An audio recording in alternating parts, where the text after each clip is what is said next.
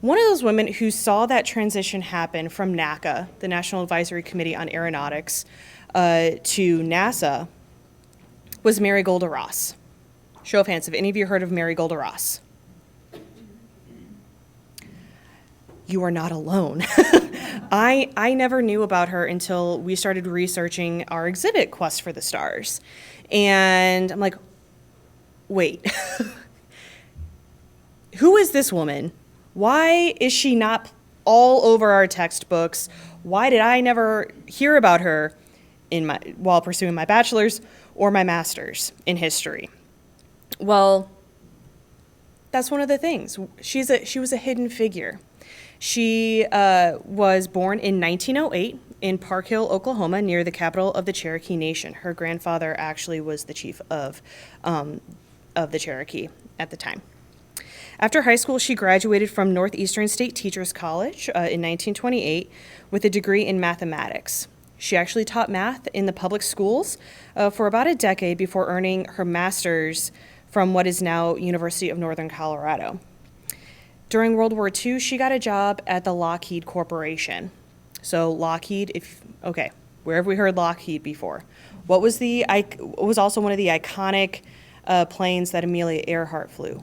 Her Lockheed Electra and her Lockheed Vega.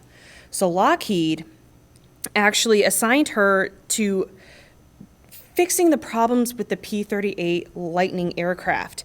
She helped to analyze the data and make the calculations that would stabilize this aircraft at higher speeds. After World War II, she actually was sent to UCLA by Lockheed to get certified to become an engineer. And when she returned in 1952, she actually joined Lockheed's Skunk Works, its top secret think tank, which the facility is still currently, there's talk about demolishing it, but it's still standing in Burbank, California. She was not only a founding engineer of Skunk Works, she was also the only woman on the team. She would work for Lockheed's Missile and Space Company, formed as a result of the Cold War. They were under contract with NACA turned NASA by that point. And she would actually work on the submarine-launched Polaris missiles and the Agena launch vehicle that carried military, intelligence, and civilian payloads into space. The Agena rocket was actually used to launch the Corona reconnaissance satellites and also launched during the Gemini program. So she actually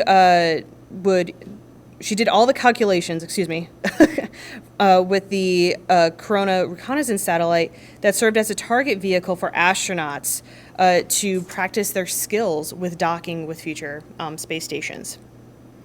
She also went on to be a co-author of NASA's Planetary Flight Handbook, Volume 3, and authored many papers about what it would be like to journey to Mars and Venus as well. She retired from Lockheed at age 65 and actually became one of the founding members of the National Museum of the American Indian and used her remainder of her life to encourage Native students to pursue careers within aerospace, within aviation, and other STEM fields. So Judy and I were talking earlier that we at the museum believe that it's hard to be what you can't see, and that's something that Mary Golda Ross also believed in. So she died at age 100, actually. So she died in 2008. And in 2019, the U.S. Mint actually, if you find one from 2019, the $1 coin, that's Mary Golda Ross on there. She remained one of those like behind the scenes hidden figures, even just before her death. But now we're starting to understand and share her story and be able to see the roles that she was able to create by just breaking down some of those barriers herself. Another hidden figure that started and saw that transition from NACA to NASA was Annie Easley. Annie Easley is one of our Northeast Ohio hidden figures. She began her career at what is now NASA's Glenn Research Center. in 1955, which was the same year that Neil Armstrong began his NASA test pilot career, or NACA, excuse me, turned NASA. And what's significant about Annie is that she was working within our national system. She was not one of the contractors like Marigold Ross was with Lockheed. Annie was working for one of only 4 sites in the NACA network when she began. NACA had 2 sites in California, had NACA Langley, turned NASA Langley, and NACA Lewis, what is now NASA's Glenn Research Center here in Cleveland. So right from the beginning, Cleveland has been central to our space program. So when Annie Easley began her career at NACA Lewis, she was the only African-American woman in her department. She was one of only 4 African-American women on staff, actually, when she was hired in 55. Her first position was actually to do mathematical computations for the engineers and scientists using a calculator the size of a desk. I have a degree in history. Don't ask me to do math, let alone math with a desk calculator. That's just too much pressure. And she actually would use printed tables to find logarithms and exponentials. She, like, if you've read the book or seen the movie Hidden Figures, Octavia Spencer plays Dorothy Vaughan in that movie. Annie Easley retrained when electronic computers began to be incorporated into the various roles within NASA.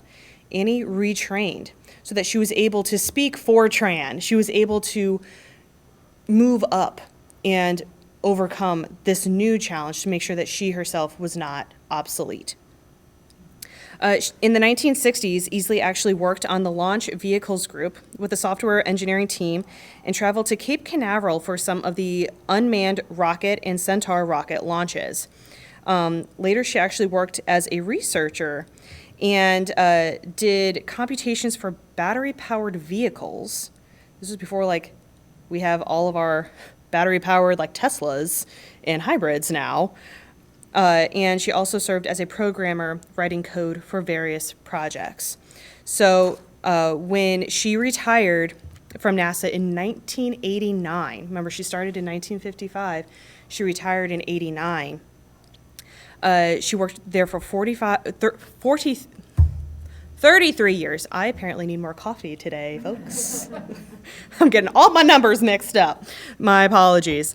Annie Easley was quoted as saying, "She was so grateful to have seen all the things that we can do."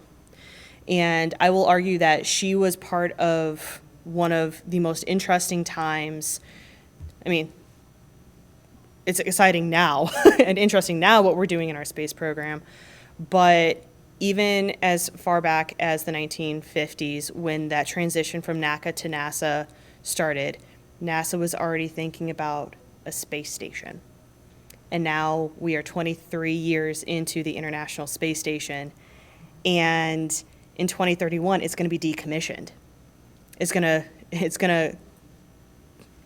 become vacant, and then it's going to crash, with our commercial companies filling that gap and building new space stations. So it took like almost 50 years for an International Space Station, but they were thinking about it at that time, and Annie was part of what it was going to take to get there. So always like talking about Annie Easley. And there are folks that actually still work at NASA Glenn or just retired within the last year, that when they started, Annie Easley was their department manager. And they recall their first day, like in 1981, 1982, "Hey, how you doing?" She would just stop in, sit down, and have a cup of coffee and just see how you're doing, making sure that you felt important to the team.